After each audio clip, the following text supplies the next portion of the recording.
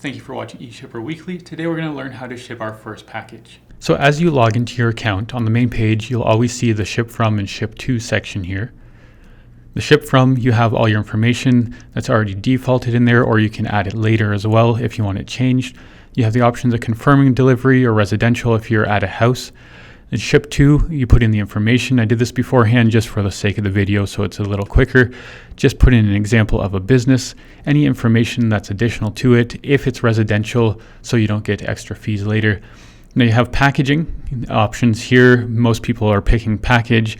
You have numerous options here for how many packages you want to send to one address. I'm just going to go with one for the sake of the video. And then you have the option of reference codes as well. After this, you have your dimensions and your weight of the package. I'm just going to go through with a 12 by 12 by 12 10-pound package because anything under 10 pounds is going to be the same price. You have your options of insurance and a description for the product itself that you're sending. So I'm just going to put microphone here. And then your insurance amount, it defaults with 100, so I'm going to put 100. And you have these additional services as well that you can choose from. Now the insurance type, you can go with eShipper insurance or the carrier insurance. Carrier is going to cost a bit more. eShipper is a bit less. You're going to get the same quality insurance regardless. Now as you can see here, it's showing up with all the different rates with UPS, Purelator, FedEx, etc.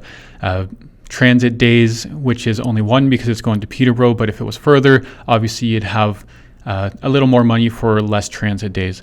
But here we see the cheapest option is the first one, and it's always going to be the first one. So I'm going to select that.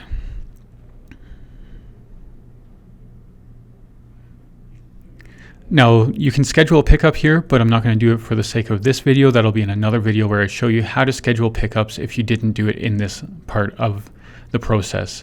Now you can submit your order here, and just as it loads, it's going to open up, and now this is the final page. You'll see all the information here, and then you can also email your documents to yourself or to another person if you want to send them the label so they can send you something. So you just enter in your email address here and then click go, or you can print the label directly or click the shipping label button, which will show up with the shipping label for your package that you just created. Now you can print this out whether it's on paper or if you have a label printer, obviously that's much better. But if you're just starting out, on paper is fine, and you can attach that to your package. Once again, thank you for watching eShipper Weekly. I hope this tip helped you out today.